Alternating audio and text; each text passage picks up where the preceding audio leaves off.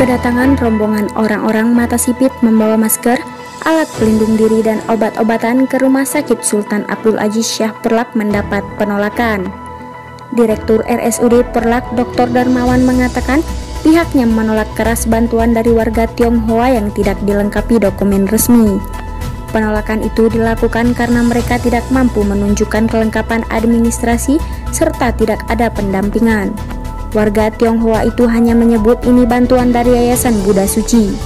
Meski itu bantuan sosial, tapi Dr. Darmawan tetap tidak bersedia menerimanya. Ini tidak lazim bantuan orang dari luar Aceh itu masuk ke puskesmas atau rumah sakit di Aceh Timur tanpa dokumen resmi, ungkap Dr. Darmawan. Oleh karena itu, pihak rumah sakit terpaksa membatalkan kegiatan serah terima bantuan demi menghindari kecemasan masyarakat dan petugas di RSUD Perlak. Sebelum meninggalkan rumah sakit, warga negara Indonesia turunan asal Medan itu berjanji akan memenuhi protokoler kesehatan dan dokumen lainnya untuk memberi bantuan ke tempat zona hijau seperti Aceh Timur.